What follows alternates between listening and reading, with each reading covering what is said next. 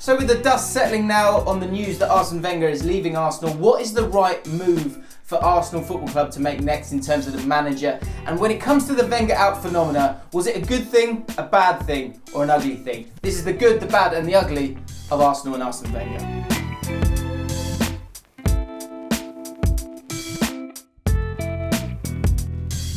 Before I get into the video, just to say this is a brand new channel, so if you're watching for the first time and you like what you see, hit that subscribe button and click the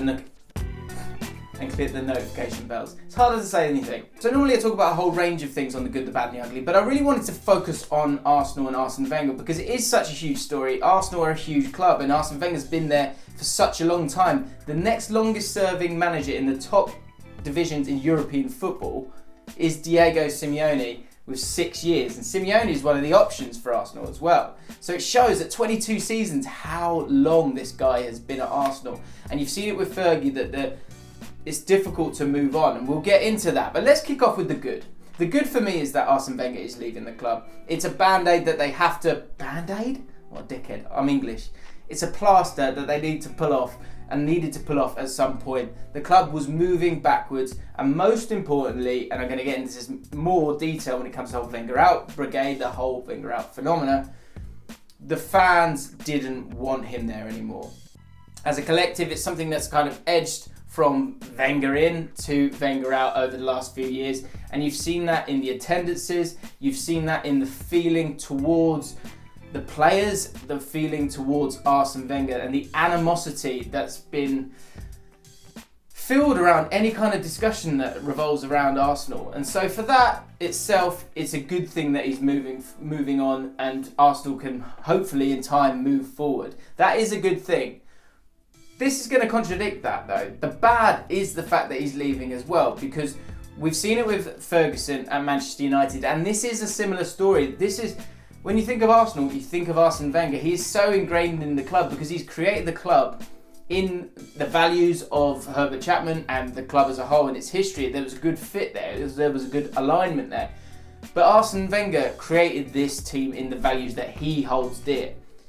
And people always talk about how he's lost it and they need to move forward. But what are the criteria that Arsenal are going to be looking for? And this is the bad bit for Arsenal.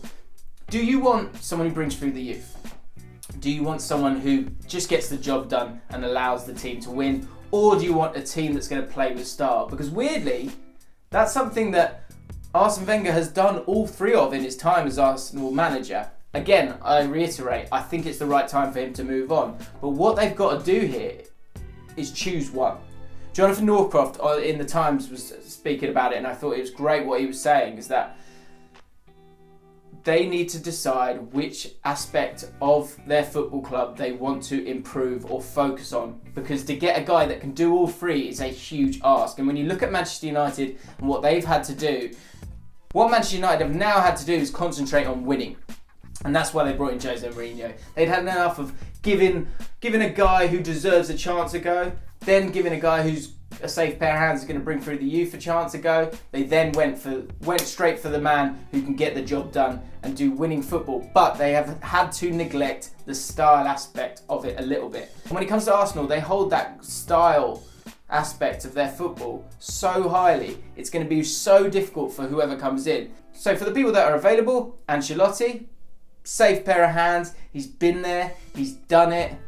He's available, he's shown interest in the job as well. He would be a good fit. He would be a safe pair of hands, and I think you'd be naive to look beyond him because he is a real option. He really has done it at the highest level, and although you probably want to rejuvenate Arsenal, that's a huge risk. With Ancelotti, you know there's going to be a certain level of quality that you're going to get with him.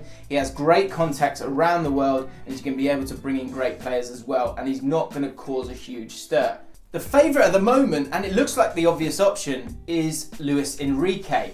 Big reason for this is the fact that one, he's unattached, he's available, he won 2 league titles, he won the Copa del Rey, he won the Champions League, he's been at the highest level and managed at the highest level, so be able to deal with that kind of pressure. You've also got Raul Sanllehi, who is the head of football relations at Arsenal and has strong links at Barcelona. Of course, he was there for a very long time. And he's a guy who gets deals done and has an incredible contacts list. And Luis Enrique seems like an obvious fit when you've got a guy in that position and Luis Enrique available. The big thing with Luis Enrique is he's temperamental. But the good side of that is Raul Sanllehi is known for being able to deal with difficult relationships. So Luis Enrique might be a decent option, but for me, he feels like a bit of a risk, and I'd actually stay away from it. You've then got Massimo Allegri. He's the winning option for me. He's going to bring winning football to Arsenal Football Club. That's what they're screaming for, and I just think it's a smart move for a guy who's tactically very, very strong. Can you get him to move from Juventus? That's the big thing. But Allegri has said that he wants to move to the Premier League, so it's an option. Then when it comes to the other names, you've got Brendan Rodgers.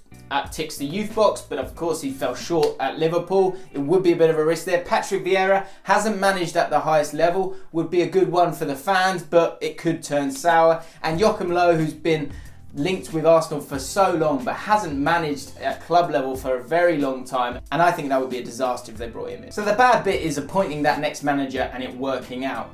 And a big part of it working out comes to that final part. And again, this is a conversation I want to have with you guys. What do you think about this one? Because I'm going to put this one as ugly. The Wenger out phenomena, the phrase itself, the fact that it as a phenomena became a parody in itself is embarrassing. I'm sure it's embarrassing for Arsenal fans, but then you look at it, there's another way of looking at it where you can go, well, this is the world that we live in now. Twitter exists, and Arsenal and Arsene Wenger is such a great example of two worlds colliding. You've got the old school of Arsene Wenger and the traditions and the values that he holds dear, but also the weight of power that he had at that football club.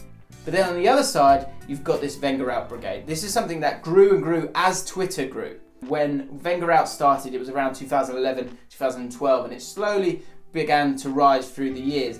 The sort of animosity that was felt in terms of using that phrase, using that hashtag, it died a little bit in 2013-14, but then steadily grew as the years have gone on. And that's a great example of the feeling of Arsenal fans.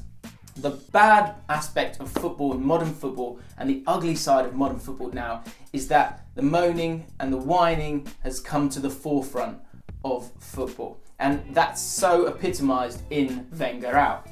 Twitter has given everyone a voice, and that is a great thing, there's no doubt about that. But like anything, if you have a good experience, you'll tell 4 people. If you have a bad experience, you'll tell 10. So people getting on their soapbox and moaning has become more and more prolific and more eye-catching than ever before.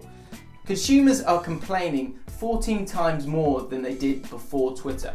So you create this whole new world where those people who are being dramatic and over the top and angry, that is something that does get eyeballs. And that's something that's happened here with Wenger out. And you can look at that 2 ways. One thing is there's a guy who's shown class throughout his whole management career and has now got to a level where he's come out and said he's felt hurtful by the lack of unity that Arsenal fans have. He loves the depiction of Arsenal as this classy football club. And he feels that with the Wenger out brigade, the clash of these two fans, he's left with no other alternative but to move. I think there's a tiny bit of nonsense in that comment because he jumped before he was pushed. He wasn't getting a contract regardless of the Europa League result, and because of that he had to leave. But as a wider point, how should we feel about the way that we protest our feelings towards a manager these days? Because the outpouring of praise for Arsene Wenger, if you've got to have a very short memory to not remember 4 days before that, when every word that came out and was discussed about Arsene Wenger was used in a negative and very disrespectful sense.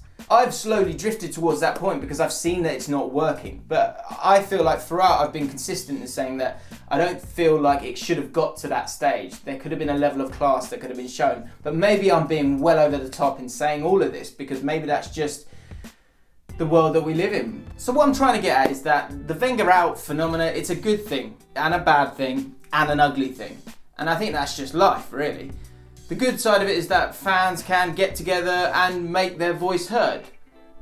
The bad part of it is that often the negative side of football, the angry side of football, the angry side of everything is louder and is heard louder and is seen by more people. And then people think that that is the true reflection of a group of people. That's something that's dangerous and doesn't sit very easy with me. And in fact, it's slightly ugly.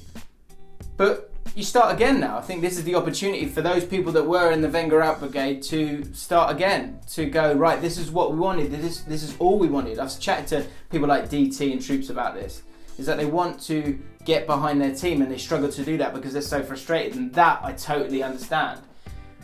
But it's a big, big year, and I'm not sure it's going to get better straight away. It might get worse before it gets better, because he is someone who's so ingrained in that club, and maybe there are aspects and qualities that he had that people didn't actually realise. I've spoken about Arsenal and Arsene Wenger in a couple of other videos, so go and check them out. I'll put a poll card up right now. I've also got a podcast that comes out every 2 weeks, half live chat, half football chat. Go and check that out. If you need some tips, if you're a single man and need some tips on how to chat up women, then you're going to want to check out that podcast maybe for a bit, and then you might realise that we're just taking the piss out of it. But anyway, go and check that out. Subscribe if you've enjoyed this video. There's going to be loads more like it, and I'll see you soon.